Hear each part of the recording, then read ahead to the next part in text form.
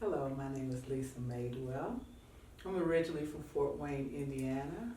I'm an educator who left their job to come to Georgia to make movies. I'm an award-winning filmmaker, writer, and I love being a creative and making things happen. That sounds exciting. One of the first things I saw when I went to your website was that once you started teaching people, then that's when you started learning. Tell me about that. Well, when you learn all grammar and all of that in school, if you don't use it, you lose it. So when I went back to school to teach and started teaching my elementary school children all the proper process of writing, it helped me improve my writing as well because I remembered all of those little isms and things that you need to do when you're writing. And so by helping my students, I was also helping myself. Okay. Tell us about the book that you have in front of you. That sounds like a good place to jump into the deep stuff. Well, the final round, round 16, came about when I was just one day at home. I got a phone call from a friend. We went to elementary school together. And he said he had a friend who needed a book written. He said he had already paid a lady to write the book for him, but the lady never gave him the book. She kept the money, but she never gave him the book. Now keep in mind at this time, Mr. Lee was probably in his early 80s. So that's what someone did to him. And so I said, sure, I'll write the book if you give me the rights to do the documentary, because the story, just from what they had told me briefly, was so fascinating. It's like, this needs to be on the big screen. And so we made the agreement. Mr. Lee would call me. He lived in New Jersey. He would call me. We talked almost every day. And I would record his voice on the iPad. And he would just talk, and I would just sit back and listen. And sometimes when I would go back and hear the recordings, I could hear me snoring because I had fallen asleep because his voice was so soothing. Or sometimes I could hear me eating, and I just hoped that he never heard all of that. So we talked for months, and he gave me all this information. And I wrote his book, and in the process, we became friends. He became more like a grandfather figure to me. He was a wonderful man. When I was writing this book, it was during COVID, because when I moved from Indiana to Georgia, 3 or 4 months later, COVID hit. So all of my plans of filmmaking projects went down the toilet. And I hadn't officially retired, so I didn't even have a retirement income.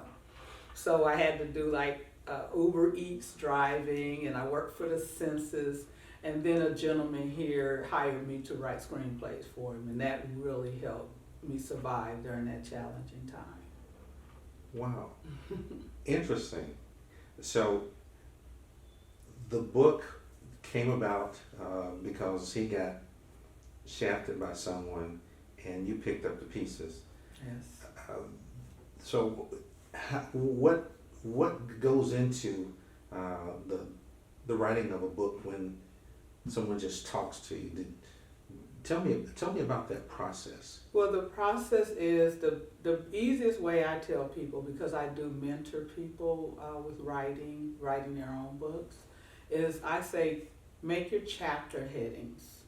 And so then once you have your chapter headings, you know what goes into each chapter. So if he was talking about being a police officer, that would go in under that chapter. When he talked about becoming the IBF president, that went under that chapter. So I would just have to categorize each recording into where it would go. I would write it out and then put it in its proper place. So, would you consider the book a biography? Yes. Okay. Yes, it's his memoirs, yes. Okay. Mm-hmm. And how many of those have you done over the course of your career? I've done just 3. but 2 of them were ghostwriting, which means that they get credit for writing it. I write their story, but they get credit for writing it. Same process. Same process, yes. To talk through it, Yes. lay out the chapters, Mhm. and then you actually do all the writing. And then I do the writing, and then I let them read it to see if it's what they want. And most times they're gonna pull something out because of fear of offending family members or things like that. But ultimately it's up to them what they want to put into the book. So let's talk about the screenplays. Mm-hmm. The, how long have you been doing that part of it? I started writing screenplays in 2014. I saw a Groupon. You know, Groupon are they had a Groupon for a screenwriting class. And I thought, hey, $20, I can do that. So I started writing this screenplay, My Brother's Shadow, as I was taking the class. And that's about 2 brothers, they're twins. One's the minister, he's the good twin. The other's drug dealer, he's the bad twin. But things aren't always what they seem. And so that was my first feature. I did a feature film first. Most filmmakers do shorts first. I didn't know that. So not only did I start with a feature, I tried to include everybody in Indianapolis in the film. There was so many people in that film.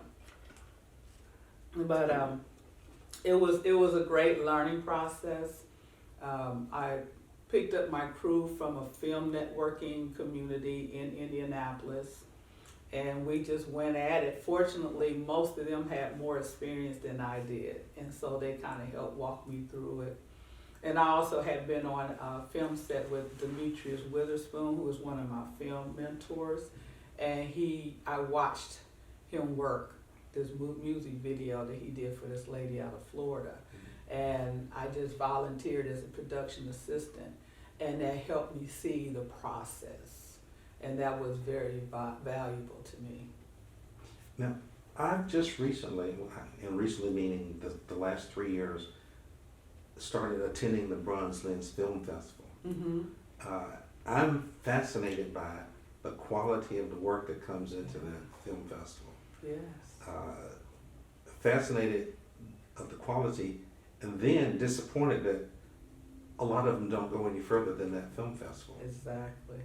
So have any of your screen work gone beyond a film festival? Right now, My Brother's Shadow, which is my first was Cooking with Munchies. It's a comedy cooking show. And I got my hip hop workout person to be the lead character in that, and a friend of mine. And we filmed at different places, even going up to Gatlinburg. And we would film an episode, and I did like 15 episodes. And it aired on Open Media in Denver, Colorado. So that was before all the streaming and all of that. Saying that to say I didn't get paid for it, but it was exposure, so that was great. My Brother's Shadow, I filmed that in 2016. It was my first, and so it had a lot of flaws, so I had it re-edited recently, and now it's on a platform called Film Hub. Film Hub is like a distributor who you don't have to pay a lot of money to. And so different stations can come, Netflix, Hulu, Cluster, Fandango, all of those can come to this site and pick the titles that they want to license. So we've gotten 4 licenses so far on My Brother's Shadow, even though it was filmed in 2016. Oh, wow. Yeah. That has to be exciting. It is, it really is. And for me, I'd be more excited for the people in it so that they have a chance to see it again, because we had a big premiere in Indianapolis, but they haven't seen it in a long time. In fact, one of the young girls that was in it was a little girl. Now she's getting close to graduating high school. So for her to see that again, it's going to be just fascinating for her to see herself as a kid, doing that. And where do you get your ideas for your films? Uh, do you just walk down the street, or you just your head's full of things that you want? I say God places them in my brain. A lot of them will just, something will happen.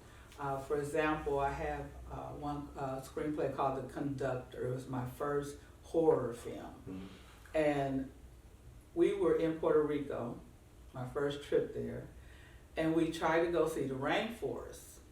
And they said you had to have made a reservation. Well, our bus driver didn't know that. So we left and went to a little conclave thing, a little thing you pull off the road.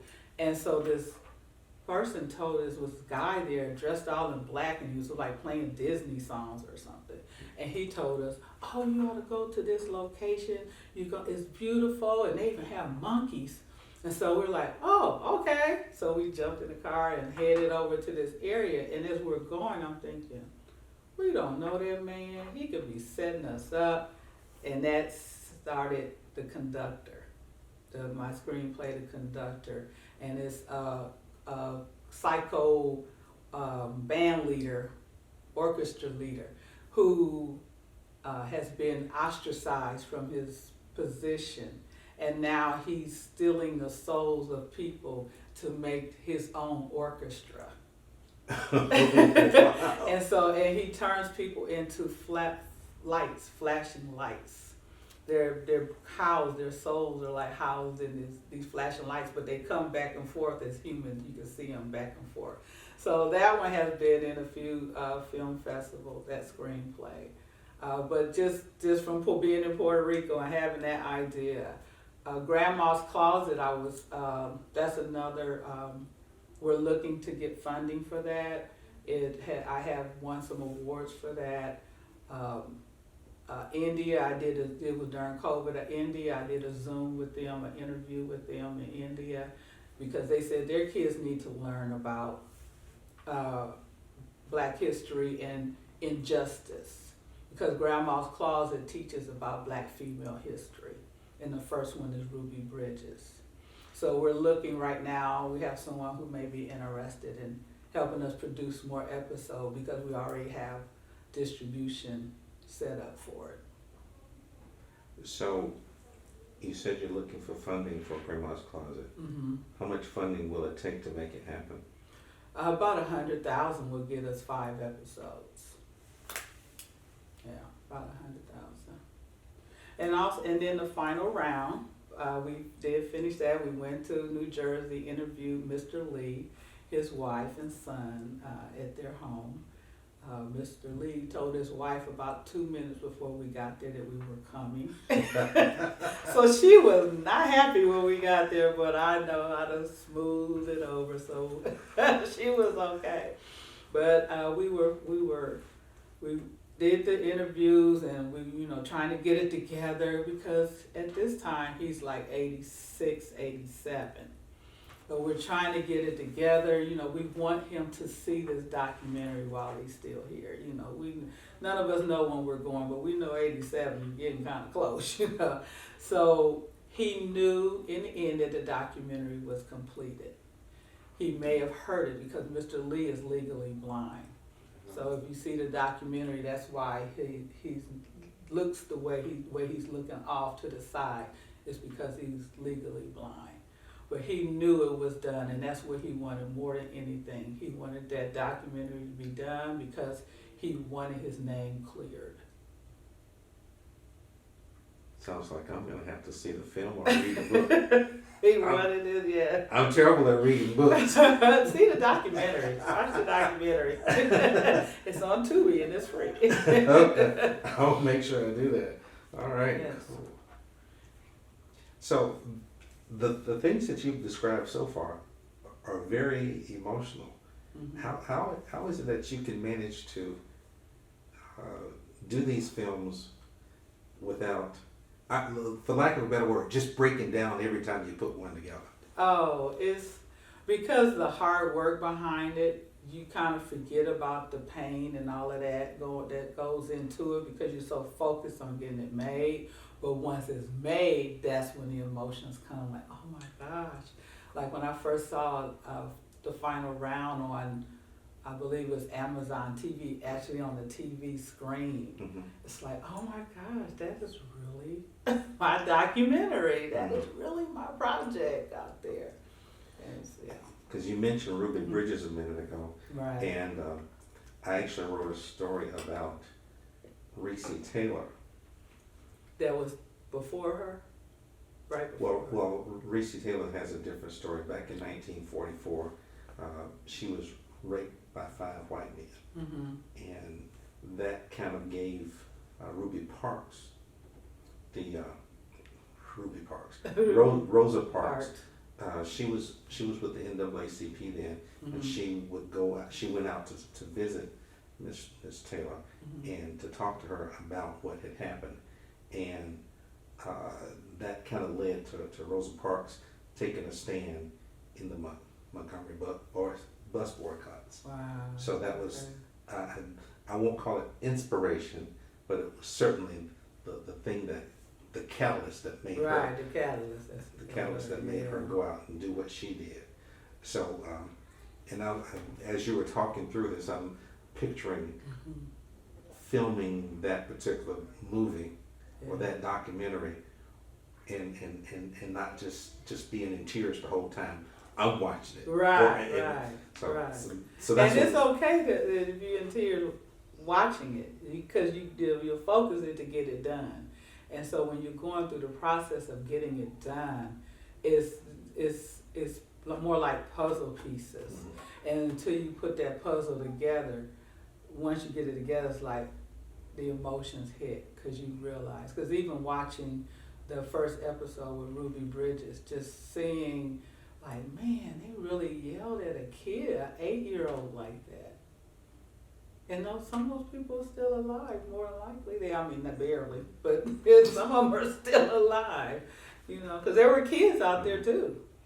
So there's a painting that was done by Norman Rockwell. She was between 4 police officers, and that just seemed like the loneliest walk ever. Yeah. And so that's what happens in Grandma's Closet, Grandma shares stories with Kamila, because we realize we have to share our own stories. We can't depend on someone else to do it. So she's sharing stories with her, and the idea is that the stories are so vivid that Kamila feels like she's a part of the story. So when she goes back in time, she talks to Ruby Bridges about going to this new school. It's like right before she goes to the new school. So Ruby Bridges shares her angst with Kamila on going to the new school, and why are they driving me? It's right down the street, and I'm a little nervous, but I don't want to say anything to my parents because they're already upset. So it's her telling her inner feelings, which I don't think we really ever get to see. We could see it in her face, but this gives words to what she's actually feeling that day before she goes to William Frantz Elementary. Wow, that's a powerful piece. Yeah. So you came to Atlanta. How did Atlanta change your way of thinking, or did it do anything in terms of your way of thinking, or just gave you more access and resources?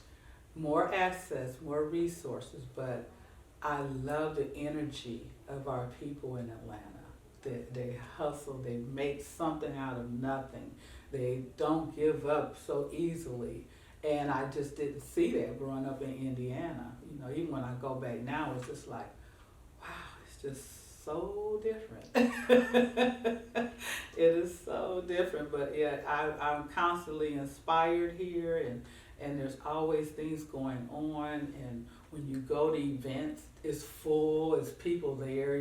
Sometimes in Indiana, you go to an event, you might be one of 3 people there, because people just don't have that motivation. That's what it is. They're motivated here. The people here are motivated, and it's contagious.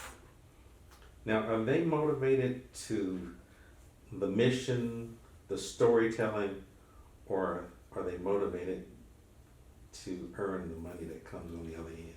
Both. Okay. both, and you need to see both, because sometimes, especially as creators, we're so into our creating, we forget we need to eat. We forget we need a roof over our head. So we need to know that financial piece too. So and it's the people who I'm motivated by aren't necessarily in the film industry, although there are some, but they could be doing any. I went to an event and they blocked off a parking lot, made it a whole concert setting. And I was like, I love this. I would have never thought to do something like that. Just block off a parking lot and charge money for people to come in and have vendors and make your money. Get your hustle on. I love that. Wow. What would you say is one of the biggest challenges in putting together a film? Once you come up with the concept, what's one of the biggest challenges from that point? The biggest challenge for every filmmaker, even Spike Lee and them, is financing. Getting that money to get it done. This is very challenging, and you have to be creative to get it done, because it's hard to get. When I seen Spike Lee do a crowdfunding campaign, I was just like, oh, okay, it's everybody. Where he has a track record. He has a track record of making money on films, and he had to do a crowdfunding campaign for one of his films. Really? Wow. And it seems to me the first film that I saw of Spike Lee was Do the Right Thing. Mm-hmm. And for some reason, 100,000 sticks out in my head. Maybe that's because you just said you needed 100,000. But it was a low budget film from what I understand. Right. And he made big money on it. Wow. Yeah, on a lot of his films, School Days, Son of Sam or whatever that one was, he's made money, and he still can go to somebody and say, I need $10 million to make this film. Have you ever had a situation where someone said, here's X number of dollars, come up with a concept, come up with a film? No, No. but it's coming. It's coming. It's coming, yes. Does that happen in the industry? Yes. Okay. Yes. So I did have Demetrius Witherspoon, who was my film mentor. He was at an event, and these two ladies were kind of like eavesdropping on what his conversation, and he was talking about making movies and things, and so they approached him and said, we have this book, this story, we wanted to turn into a movie, and he said, I know the perfect person, because they're it's called Grandmothers Incorporated. He said, well, I know she has Grandma's Closet, so y'all probably would work well together.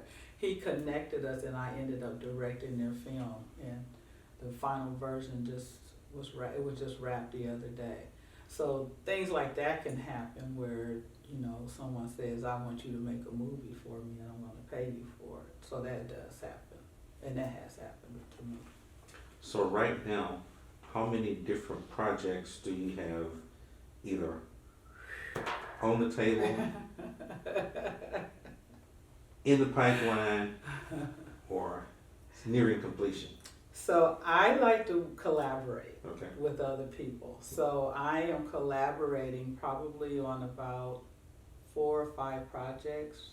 And then my own project, I have Grandma's Closet is the main one that I'm working on now, since this one is complete.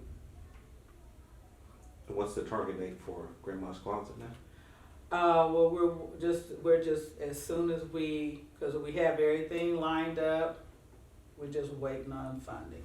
So as soon as funding hits, we can get started. So it's not a certain amount of time, but just whenever we get it done, we'll have we have a couple of stations who are interested in picking it up.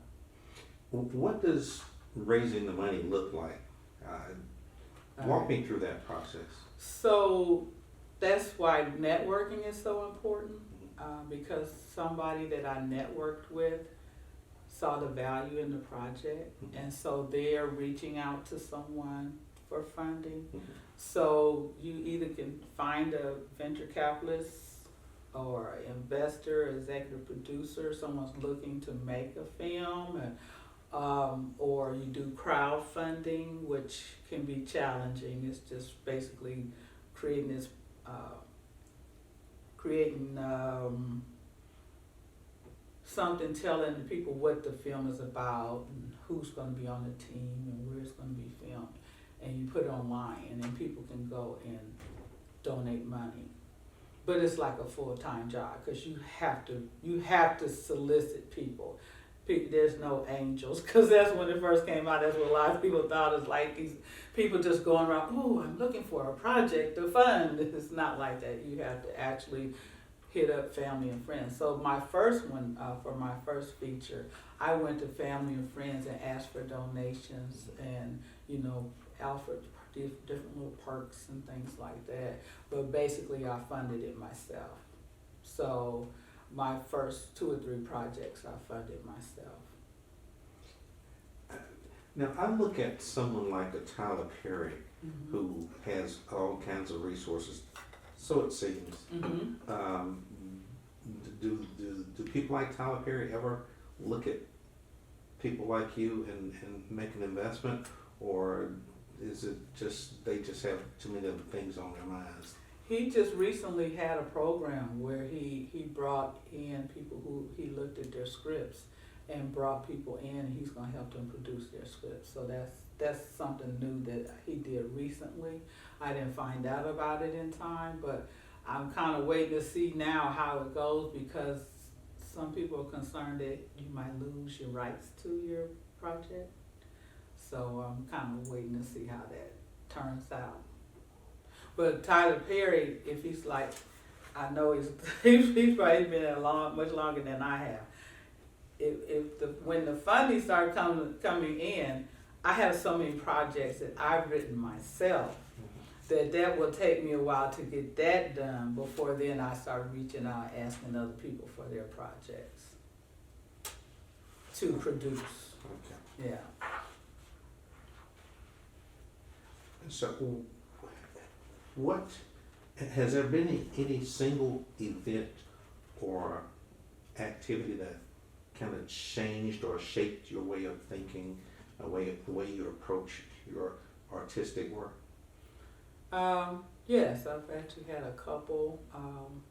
One of them was I went to Lithuania in 2019 for a filmmaking camp, and I learned a lot there. I just saw the bigger picture and seeing it from the eyes of someone who doesn't live in America. And because a lot of times they're more driven because they don't have all of the resources. So that whole camp was just, it was beautiful, and I was uncomfortable at times because it was another black woman who went, and and when we filmed, the area we filmed in, we were the only people of color, of any color, in this whole area. And some of them spoke English, but a lot of them didn't. And that was so eye-opening for me to see that, we're not everywhere.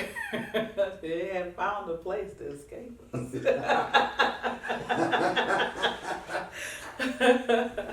So that was a great experience. And the film that came from that, Broken Branches, is what we filmed. So they picked people's scripts, and then you produced them in like 4 days, and then you had the big film festival.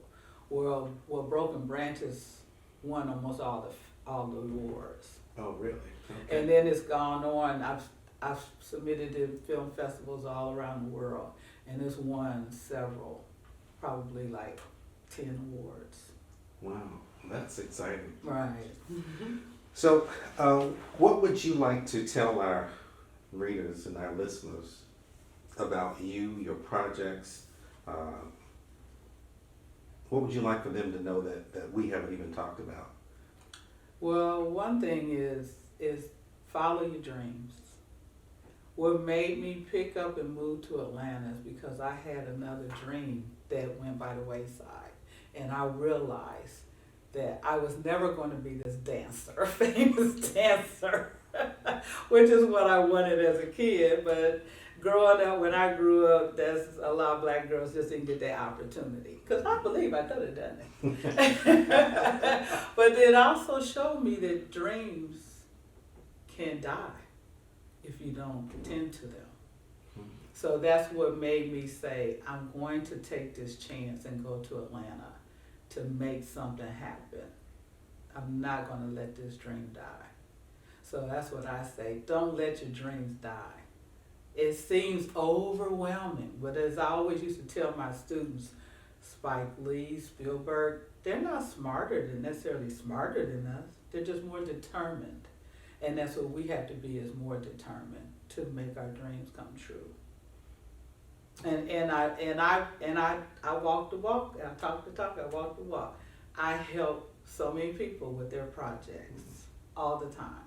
I'm helping a gentleman now. I just went and spoke at an event in Indianapolis a couple weeks ago, and the gentleman is a writer, wants to turn it into films. So I'm working with him to make that happen. So I like to see people make their dreams happen. Excellent, excellent. So tell us how we reach you, your website, Instagram, any of the other social media that you'd like for us to use in order to access you. So my name is Lisa Maydwell, Maydwell, Lisa Maydwell. That's my website, lisamaydwell.com, and on all social platforms, that is it's Lisa Maydwell. It'll take you, when you get to Lisa Maydwell on Facebook, it'll take you to the Final Round page, the Grandma's Closet page, the Cooking with Munchies page. I have numerous pages, but yeah, if you have my name, you can find me. Excellent. Yes. Well, I appreciate you taking the trek down here, even with all the issues. Thank you. It was fine. I appreciate it. I had no idea what was happening today, so I'm glad I didn't come looking crazy. I'm like, I'm just going to the library. But yeah, it's I love what I do. I love being an example to my grandchildren, to my children, that what you may want to do may not look like what everybody else wants to do. But that doesn't mean that it's not legit and that you shouldn't go for it. That's a powerful message. Yes. And one we need now more than ever, because I believe entrepreneurship is going to be the way to go.